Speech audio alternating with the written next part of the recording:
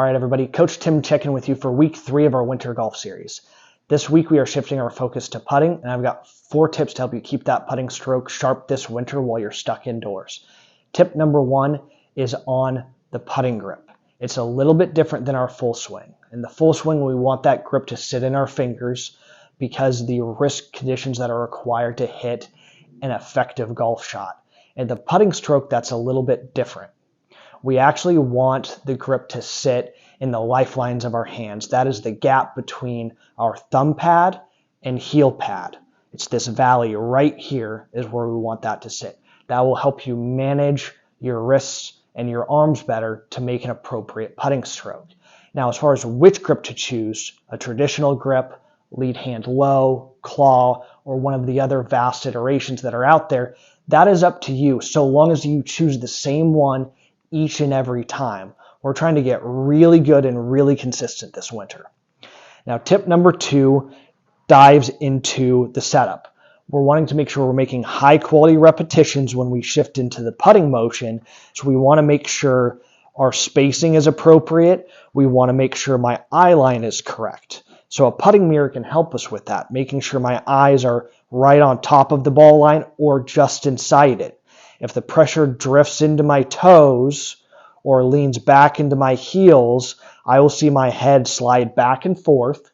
And as a result, I will start pushing and pulling putts if my body is not set up appropriate. So this putting mirror is very helpful in managing the consistency at which we are creating our setup.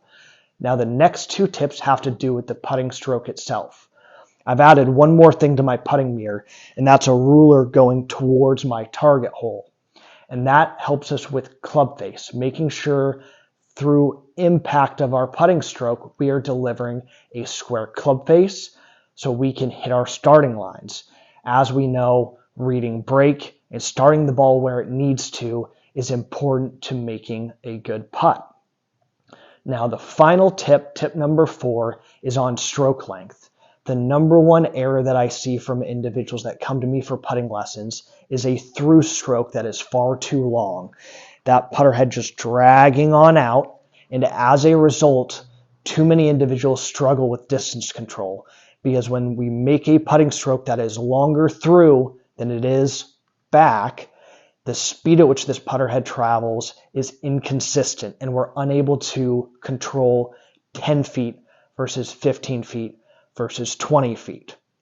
So what I want everyone to work on is creating a 2-to-1 putting stroke that is twice as long back as it is through. And the reason being is from studying putting strokes through the data, what we find when golfers make a putting stroke that way is the putter head's tempo and speed is consistent, and now you can actually control and ensure you hit your putts 10 feet versus 15 feet versus 20 feet. So our 4 tips are consistent grip, appropriate eye line, delivering a square club face, and a 2-to-1 putting stroke. Good luck, and I hope that helps.